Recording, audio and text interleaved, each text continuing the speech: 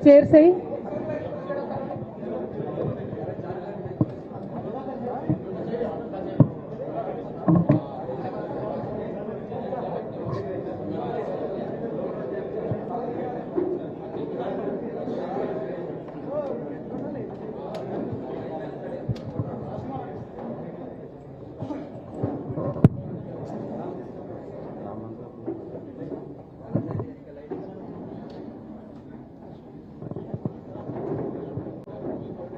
అక్కని కూడా కూర్చోండి వరలక్ష్మి అక్కని వేస్తారు ఇంకా చేస్తారు రాము ఇంకా చేసేపు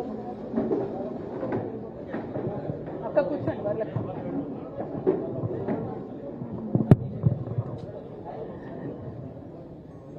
ఓకే సెటిల్ అవ్వండి తొందరగా ఇంకొక చైర్ యాడ్ చేయండి వరలక్ష్మి అక్కకు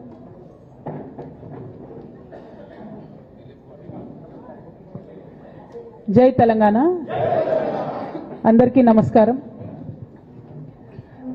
చాలా రోజుల తర్వాత మళ్ళా మీడియా మిత్రులందరినీ చూడడం చాలా సంతోషంగా ఉంది మీ ద్వారా ప్రజలకు ఈ 15 రోజులు లేనటువంటి అంశాల్లో కొన్ని అంశాలు మాట్లాడదామని ఈరోజు మీడియా సమావేశం ఏర్పాటు చేయడం జరిగింది ప్రధానంగా మీరు చూసినట్టయితే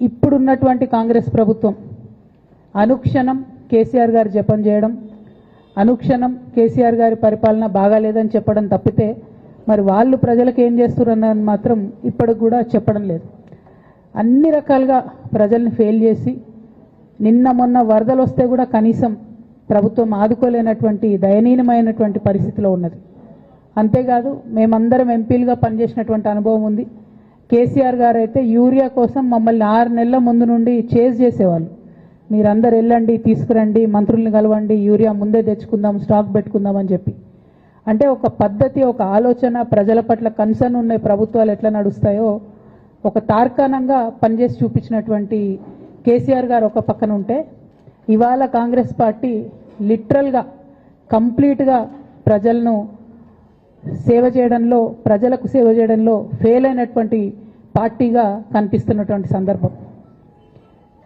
మరి అటువంటి పార్టీ కేసీఆర్ గారు తరతరాలకు తరగని ఆస్తిగా కట్టినటువంటి కాళేశ్వరం ప్రాజెక్టును మరి బద్నాం చేస్తూ అందులో ఒక చిన్న పార్ట్ మేడిగడ్డ అనేటటువంటిది మహాసముద్రం లాంటి కాళేశ్వరం ప్రాజెక్టులో మేడిగడ్డ అనేది ఒక చిన్న పార్ట్ ఆ చిన్న పార్టులో ఒక 3 పిల్లర్లు కుంగిపోతే 2.5 ఏండ్ల నుంచి అదే లొలి పెడుతున్నారు కాళేశ్వరం మొత్తం కూలిపోయిందని మాట్లాడుతున్న సందర్భం ఇక దానికి నిన్న పరాకాష్ఠకు చేరుకున్నది అసెంబ్లీ వేదికగా అనేక మాటలు కేసీఆర్ గారిని అనడం నేను కేసీఆర్ గారి కూతురుగా కేసీఆర్ గారిని దగ్గర నుండి చూసినటువంటి వ్యక్తిగా చెప్తున్నాను ఫస్ట్ టైం ప్రభుత్వంలోకి రాగానే అధికారంలోకి రాగానే ఒక 6-7 నెలలు అయితే కేసీఆర్ గారు తన ఆఫీస్ రూమ్లో ఒక టేబుల్ మీద ఒక వాల్ అంతా కూడా పెద్ద టీవీ స్క్రీన్ ఉంటే 6-7 నెలలు కంప్లీట్గా రీసెర్చ్లోనే ఉన్నారు ఎట్లా నీళ్లు తీసుకురావాలి తెలంగాణకు ఏం చేయాలి మనం అనేటటువంటి రీసెర్చ్లు ఉన్నారు అటువంటి వ్యక్తి మీద ఇట్లాంటి నిందలేయడం అన్నది నిజంగా దారుణం కేసీఆర్ గారికి తిండి ధ్యాస ఉండదు డబ్బు ధ్యాస ఉండదు ఉండేది ఒకటే కేవలం తెలంగాణ ధ్యాస నేను దాదాపుగా 2006 నుండి యాక్టివ్గా పాలిటిక్స్లో నేను కూడా పాల్గొంటూ వస్తున్నాను తెలంగాణ ఉద్యమంలో పాల్గొన్నాను అప్పటి నుంచి ఇప్పటి వరకు కూడా నేను చూస్తున్నా ఎప్పుడు కూడా కేసీఆర్ గారు తెలంగాణ విషయం తప్పితే ప్రజల విషయం తప్పితే పర్సనల్ విషయాలు మాట్లాడే టైము 0.1% కూడా ఉండదు అటువంటి ఒక మహానేత మీద అటువంటి ఒక మహానాయకుడి మీద ఇన్ని అబాండాలు వేస్తూ దాన్ని రోజుకొక రీతిగా చెప్పుకుంటూ మాట్లాడితే చాలు కేసీఆర్ అవినీతి చేసిండు మాట్లాడితే చాలు కేసీఆర్ ఏదో 1,00,000 కోట్లు దోసుకున్నాడు నిజాం కన్నా రిచ్ అవ్వాలనుకున్నాడట డెఫినెట్గా నిజాం బాటలోనే నడుస్తాం నిజాం కట్టిన ఉస్మాన్ సాగర్లోనే కదా ఇయాలటి కూడా హైదరాబాద్ ప్రజలు నీళ్ళు తాగుతున్నది ఆ నిజాం ఆదర్శం ఆ నిజాం స్ఫూర్తి అని కేసీఆర్ గారు చాలా సందర్భాలలో చెప్పిండ్రు ఇవాళ కాళేశ్వరం కడితే నేను చెప్తున్నా గ్యారెంటీగా ఇంకా 200 సంవత్సరాల తర్వాత కూడా తెలంగాణ బిడ్డలు కేసీఆర్ గారిని తలుచుకుంటారు అటువంటి గొప్ప ప్రాజెక్టు కాళేశ్వరం ప్రాజెక్టు ఆ ప్రాజెక్టు డెప్త్ అర్థం కాక తెలంగాణ భౌగోళిక స్వరూపం మీకు అర్థం కాక మీకు తెలంగాణ పట్ల అవగాహన లేక కేసీఆర్ గారికి ఉన్న నాలెడ్జ్, ఆయన ఎక్స్పీరియన్స్, ఆయన ఉమ్మడి ఆంధ్రప్రదేశ్లో ఆయన అనుభవించినటువంటి వివక్ష, ఇప్పుడున్న ముఖ్యమంత్రి గారు ఉమ్మడి ఆంధ్రప్రదేశ్లో కూడా మనకు వ్యతిరేకంగా పనిచేసినటువంటి వ్యక్తి, ఇప్పటికి కూడా పక్క రాష్ట్రం ఎజెండా అమలు చేసేటటువంటి వ్యక్తి, ఇప్పటికి కూడా అక్కడ బనకచెర్ల కడతా ఉంటే మాట్లాడినటువంటి వ్యక్తి. అటువంటి వ్యక్తి నిన్న పొద్దు నుండి సాయంత్రం వరకు అసెంబ్లీలో కేసీఆర్ గారిని ఎన్ని అనరాని మాటలు అన్నారు, వింటుంటే గుండె తరుక్కపోతా ఉంది. ఎందుకోసం అనాలి అన్ని మాటలు కేసీఆర్ గారిని? కేవలం రాజకీయ లబ్ధి పొందడానికి మాత్రమే, అంతకుమించి ఏమీ లేదు. ఇదే రేవంత్ రెడ్డి గారు అంతకుముందు ఒక టీవీ ఇంటర్వ్యూలో చెప్పారు, కేసీఆర్ గారికి పైసల మీద ఆశ లేదు, పాపం ఆయనకు మీటింగ్ పెట్టాలంటే కూడా పైసలు ఎప్పుడు కావాలంటే అప్పుడు చూస్తారు ఎక్కడున్నాయని, కానీ అప్పటిదాకా ఆలోచన కూడా చేయరని. మరి అటువంటి కేసీఆర్ గారి మీద ఇంత కుట్రపూరితంగా అభాండాలు ఎందుకు వేస్తున్నారు? వేసేటటువంటి అవకాశం ఎవరిచ్చారు అన్నది కూడా ఇవాళ బీఆర్ఎస్ పార్టీ శ్రేణులు కూడా ఆలోచన చేయాలి, తెలంగాణ ప్రజలు కూడా ఆలోచన చేయాలి. ఎందుకోసం వస్తుంది కేసీఆర్ గారికి అవినీతి మరక ఎవరి వల్ల అంటింది అలా? అది ఆలోచన చేసుకోవాలి కదా మనం కూడా.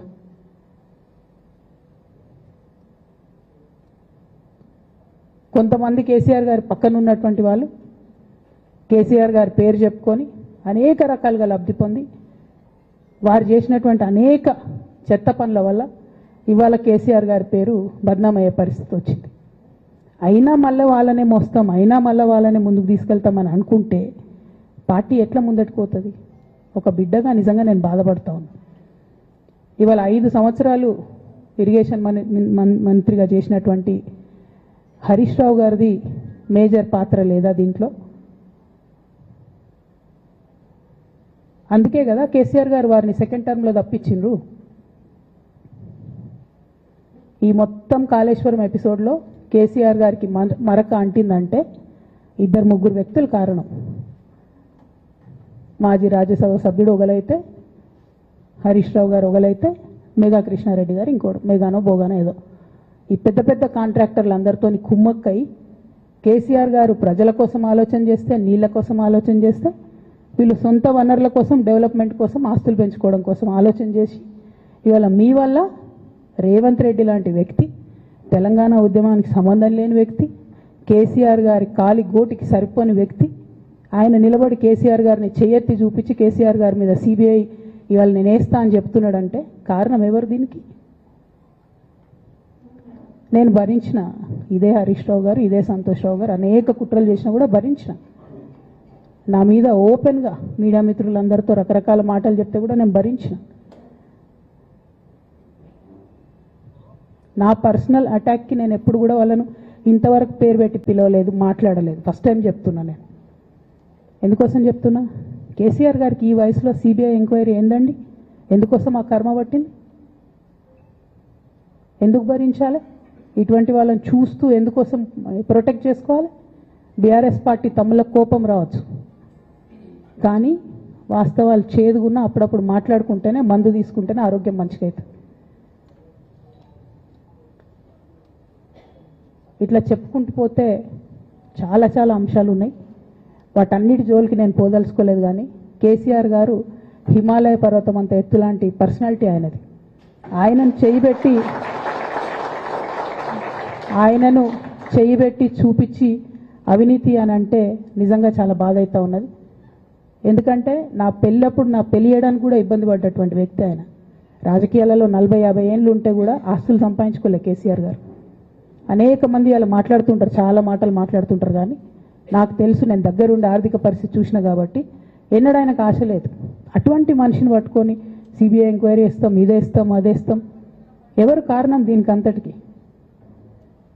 ఈ చేతగాని కాంగ్రెస్ ప్రభుత్వం మీ ఏసీబీ వాళ్ళు పోయి కాళేశ్వరంలో పనిచేసిన 3 ఇంజనీర్లను పట్టుకుంటే ఒక్కొక్క ఇంజనీర్ దగ్గర 100 కోట్ల ఆస్తులు వెళ్తే మీకు ఎందుకు ఎంక్వైరీ చేసే దమ్ము లేదు? వాళ్ళు వెనకాల ఎవరు ఉన్నారో ఎందుకు ఎంక్వైరీ చేస్తలేరు? ఖచ్చితంగా నేను ఇవాళ చెప్తా ఉన్నా, హరీష్ రావు గారు వెనక, సంతోష్ రావు గారు వెనక రేవంత్ రెడ్డి గారు ఉన్నారు. వాళ్ళని ఖచ్చితంగా కాపాడతారు అన్ని విషయాలను. వాళ్ళని ఏమనరు, వాళ్ళ గురించి ఏం మాట్లాడరు. బాణం ఎంతసేపు కేసీఆర్ గారి మీద ఉంటుంది. కేసీఆర్ గారిని మాట్లాడాలి, కేసీఆర్ గారిని బదనాం చేయాలి. కానీ దగ్గరుండి ఈ అవినీతి అనకొండలు బీఆర్ఎస్ పార్టీని ఏదైతే డిస్టర్బ్ చేసిండ్రో వాళ్ళని మాత్రం ఏమనరు. ఈ ఇంటర్నల్ అండర్స్టాండింగ్ అనేది ఎక్స్పోజ్ కావాలి. రేపటి నుంచి నేను ఛాలెంజ్ చేసి చెప్తున్నా కదా, రేపటి నుంచి ఏం మాట్లాడతారు తెలుసా? ఈ మొత్తం బ్యాచ్లన్నిటికీ సోషల్ మీడియా బ్యాచ్లు ఉన్నాయి. వీళ్ళందరికీ బాగా చాలా చాలా బ్యాచ్లు ఉన్నాయి. వాళ్ళంతా రేపటి నుంచి ఏమంటారు? నన్ను ఒకళ్ళు బీజేపీ ఆపరేట్ చేస్తుందంటారు, ఒకళ్ళు కాంగ్రెస్ ఆపరేట్ చేస్తుందంటారు, ఒకళ్ళు రేవంత్ రెడ్డి చెప్తే మాట్లాడుతుందంటారు, ఇంకోళ్ళు బండి సంజయ్ చెప్తే మాట్లాడుతుందంటారు. ఖబర్దార్ బిడ్డ, నేను ఎవరు చెప్తే ఆడేటటువంటి తోలుబొమ్మని కాదు. నాది నాది నాది నాది కేసీఆర్ బ్లడ్, నాది తెలంగాణ బ్లడ్. ఇండిపెండెంట్గా నేను అనుకున్న విషయాన్ని చెప్తున్నాను. దానికి పొలిటికల్గా ఇబ్బంది అయినా, కష్టమైనా, నష్టమైనా నేనే భరిస్తా. కానీ దేవుళ్ళ లాంటి మా నాన్నను ఇవాళ సిబిఐ ఎంక్వైరీ చేసిండ్రంటే కడుపు రగులుకపోతా ఉంది ఒక బిడ్డగా. అందుకే చెప్తున్నా, ఇన్ని రోజులు చెప్పలే. ఆ మధ్యలో పోయినసారి నా కొడుకు గ్రాడ్యుయేట్ అయినప్పుడు వచ్చినప్పుడు నేను మా నాన్నకు రాసుకున్న లెటర్ లీక్ చేస్తే కూడా ఆ 70, 80, 90 రోజుల నాకు నరకం చూపిస్తున్నారు. ప్రతిరోజు సోషల్ మీడియాలో ఇష్టం వచ్చినట్టు రాపిస్తున్నారు. ఎప్పుడు వీళ్ళ పేర్లు తీసుకోలే, ఇష్టం వచ్చినట్టు ప్రెస్ వాళ్ళకు మాట్లాడుతూ చాలా విషయాలు చెప్తున్నారు. ఎప్పుడు వాళ్ళ పేర్లు తీసుకోలే. ఇలా తీసుకుంటున్నా, ఎందుకంటే విషయం నాది కాదు, ఇది తెలంగాణ పరువు ప్రతిష్టకు సంబంధించిన విషయం. ఇలా దేశంలో ఏ మూలకు పోయినా, ఎక్కడికి పోయినా కేసీఆర్ అంటే ఒక మహానాయకుడు, త్యాగం చేసిన నాయకుడు అని చెప్పి మాట్లాడతారు. రేపటి నుంచి ఏం మాట్లాడతారు? సిబిఐ ఎంక్వైరీ చేస్తే ఏం మాట్లాడతారు? కేసీఆర్ అంటే సిబిఐ కేసు అంటారు. మా నాన్న పరువు పోతే నాకా బాధ, మీకా? మీకు పైసలు కావాలి కదా, మీకు పేరుతోనేం పని?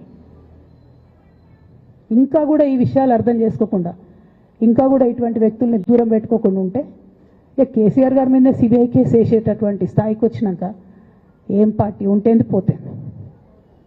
బీఆర్ఎస్ పార్టీ నాయకులు నన్ను తిట్టుకున్నా సరే, లోకల్ బాడీ ఎన్నికలలో నాకు నష్టం జరుగుతుంది అనుకున్నా సరే, మా నాన్న మీద సిబిఐ ఎంక్వైరీ పడ్డాక ఏముంది, తొక్కల ఎలక్షన్ ఒకటి గెలుస్తారు, ఒకటి ఓడిపోతారు. అసలు ఓడిపోయే పరిస్థితి ఎట్లా వచ్చింది? ఇటువంటి దుర్మార్గుల వల్ల కాదా వచ్చింది? ఆలోచన చేసుకోవాలి కదా. అంటే నా దగ్గర పైసలు ఉన్నాయి, టీవీలు ఉన్నాయి, సోషల్ మీడియాలు ఉన్నాయి, ఏటు పడితే అటు మాట్లాడతామంటే తోలు తీస్తాం చెప్తున్నా నేను. గీత గీసుకుంటాం బిడ్డ. మీరు ఒక్క కమెంట్ పెడితే మేము 10 చేస్తాం. ఏది పడితే అది మాట్లాడచ్చు సోషల్ మీడియాలో అనుకుంటూ చూసుకుంటూ ఊరుకుంటున్నా.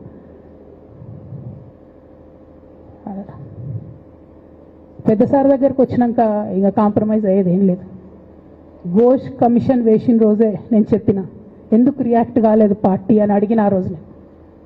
నిన్న సిబిఐ ఎంక్వైరీ వేస్తున్నా అని రేవంత్ రెడ్డి గారు అసెంబ్లీలో చెప్తే తెలంగాణ బంద్ ఖాళీ వద్దా, బగ్గు మనొద్దా? తెలంగాణ ఎట్లా మాట్లాడతారు? నిజంగానే మనిషి అవినీతి అయితే, నిజంగానే మనిషి డబ్బులు తినోడైతే వేరు మాట. ఆయనకు తిండి మీద కూడా ధ్యాస ఉండదా బాబు? తెలంగాణ అదే పిచ్చి. అట్లాంటి మనిషిని పట్టుకొని ఇవాళ ఏది పడితే అది మాట్లాడితే కూడా రియాక్ట్ కాకపోవడం చాలా దారుణం, చాలా దారుణం. నేను దీన్ని తీవ్రంగా ఖండిస్తున్నా. At the same time Congress government PC Ghosh commission వేసిండ్రు. రెండేళ్ల నుంచి టైంపాస్ చేస్తారు. ఆ కమిషన్ రిపోర్ట్ వచ్చింది. ఆ రిపోర్ట్ నిన్న అసెంబ్లీలో పెట్టిండ్రు. ఇంకా దానికి ఏమిట్లకేం లేదు, దాంట్లోకి ఏం చర్యలు తీసుకుంటారో చెప్పారు, ఏం చేస్తారో చెప్పారు. తక్కువని సిబిఐకి ఇచ్చేస్తారు. అంటే ఇది ప్రీ ప్లాన్డ్, ప్రీ మెడిటేటెడ్, ఖచ్చితంగా కేసీఆర్ గారి ప్రతిష్ట దెబ్బతీయాలనేటటువంటి ప్రీ మెడిటేటెడ్ అటాక్ తప్పితే ఇంకోటి కాదు. ఇన్ని ఏజెన్సీస్ ఉన్నాయి రాష్ట్ర ప్రభుత్వంలో. మీ ఏసీబీకే దొరికింది కదా ఇదే కాళేశ్వరంలో అవినీతి తిమంగళాలు. ఏమైంది అది? ఏమైంది ఆ రిపోర్ట్? ఏమైంది? వాళ్ళ మీద చర్యలు ఏమైనాయి? దాని కంక్లూజన్ ఏంది?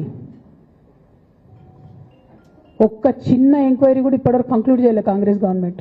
ప్రచారం ఎక్కువ, పని తక్కువ. ఎప్పుడైనా మీ తప్పిదాలు బయటపడుతున్నాయి అనుకుంటే, ఎప్పుడన్నా ప్రజలు తిరగబడతారు అనుకుంటే వెంటనే ఒక రిపోర్ట్ వేయాలి, వెంటనే కేసీఆర్ మీద ఒక ఆరోపణ చేయాలి. ఇప్పటికి కూడా రేవంత్ రెడ్డి గారికి కేసీఆర్ గారి పేరు చెప్పుకోకపోతే ఆయన ఫోటో కూడా పేపర్లో వేరేమో అని భయం పాపం. అందుకని ఆయన రోజు పొద్దుగాలేస్తే కేసీఆర్ని తిట్టుడే తప్పితే ఇంతవరకు కూడా వేరే ఆలోచన చేయడం లేదు. మేము డిమాండ్ చేస్తూ ఉన్నాం కాంగ్రెస్ ప్రభుత్వాన్ని, మీరు బట్టగాల్చి మీదేసినట్టు ఆరోపణలు వేయడం కాదు, మీకు దమ్ము ధైర్యం ఉంటే నేను పేర్లు కూడా చెప్పిన, చూడండి ఎక్కడి వరకు పోతారో చూస్తాం. మీకు అండర్స్టాండింగ్ లేకపోతే మీకు అండర్స్టాండింగ్ పెట్టుకొని కేసీఆర్ గారిని టార్గెట్ చేయడం ఇది పొలిటికల్గా కరెక్ట్ కాదు. మన రాష్ట్రంలో ఇటువంటి వాతావరణం ఇదివరకు లేకుండే, రేపు పొద్దున కూడా ఉండొద్దని చెప్పి నేను కోరుతాను. కాంగ్రెస్ ప్రభుత్వం కేవలం కాళేశ్వరం విషయమే కాదు, బీసీల విషయంలో ఎంతగా మోసం చేస్తున్నారు. ఫస్ట్ ఏమో బిల్లు పెడతారు, మేమందరం లొల్లి పెడితే టైంపాస్ చేసి 1.5 years తర్వాత బిల్లు పెట్టిరు. బిల్లు పెడితే కనీసం గవర్నర్ దగ్గర పోరు, కనీసం రాష్ట్రపతి దగ్గర పోరు, ప్రధానమంత్రి దగ్గర పోరు. గవర్నర్ పెండింగ్ పెట్టుకుంటే ఎందుకు సుప్రీంకోర్టు కోతలేరు? ఇంకా కూడా మళ్ళీ ఛాలెంజ్ చేసి అడుగుతా ఉన్నాను నేను, ఎందుకు సుప్రీంకోర్టు కోతలేరు? మీరు సెప్టెంబర్ 30 లోపల ఎన్నికలు చేస్తామని చెప్పిండ్రు. సెప్టెంబర్ 30 లోపల సుప్రీంకోర్టుకు పోండి. డీమ్ టు బి అప్రూవ్డ్ అనుకుంటే ఇదే ఎలక్షన్లో బెనిఫిట్ అవుతుంది కదా బీసీలకు. ఆ తర్వాత ఇంకొక ఆర్డినెన్స్ తెచ్చిరు, అది పెండింగ్ ఉంది గవర్నర్ దగ్గర. కనీసం దాని మీద సుప్రీంకోర్టుకోండి, దాని మీద కూడా పోతలేరు. మళ్ళీ నిన్న కొత్త కథ, 50% స్లాబ్ ఎత్తేస్తామట. కామెడీ రోజు రోజుకి. ఏంది ఇది? ఎందుకోసం అంటే ఇదంతా బీహార్లో ఎన్నికలు అవుతున్నాయి. వాళ్ళ రాహుల్ గాంధీ గారి పిఆర్ యాక్టివిటీకి రోజు ముచ్చడి చెప్పాలి ఆయన. ఇక్కడ వీళ్ళు నిన్న 50% క్యాప్ ఎత్తేస్తున్నామని కొత్త కథ చెప్పిండ్రు. మీరు చూడుని రేపెల్లుండి నుంచి రాహుల్ గాంధీ బీహార్లో ఏం మాట్లాడతాడు? హమ్నే 50% సీట్ తోడది అంటాడు ఆయన బీహార్ ఎన్నికలలో. ఆయన అక్కడ చెప్పుకోవాలి కాబట్టి పిఆర్ యాక్టివిటీ కోసం వీళ్ళు ఇక్కడ చేస్తున్నారు తప్పితే, బీహార్ ఎన్నికల కోసం తెలంగాణ బీసీ బిడ్డలను బలిపెడుతున్నారు రేవంత్ రెడ్డి గారు తప్పితే, నిజంగా చిత్తశుద్ధితోని బీసీలకు ఏదైనా బెనిఫిట్ చేద్దామనే ఉద్దేశమే మీకు లేదు. అటువంటి ఉద్దేశం మీకు ఉంటే మీ వైఖరి ఇట్లా ఉండదు. కేవలం కాంగ్రెస్ పార్టీ బీసీలను నయవంచన చేస్తున్నది. మీరు ఇట్లనే చేస్తుంటే బీహార్ ఎన్నికలు వస్తే మేము తెలంగాణ జాగృతి మొత్తం పోయి బీహార్లో మీకు వ్యతిరేకంగా ప్రచారం చేస్తాం. తెలంగాణ బీసీలను మీరు మోసం చేసిరని చెప్పి అక్కడికి పోయి కూడా మీకు ప్రచారం చేస్తాం. మీ యొక్క బండారం కూడా బయట పెడతామని ఈ సందర్భంగా నేను తెలియజేస్తా ఉన్నా.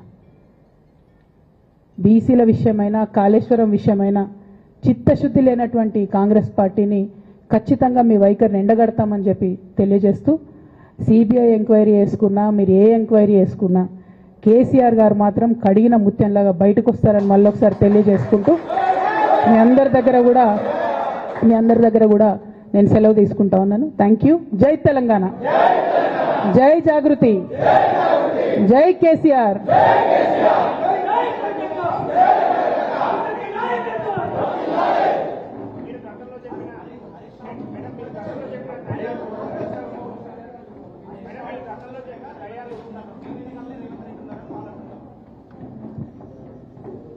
జై తెలంగాణ. Thank you.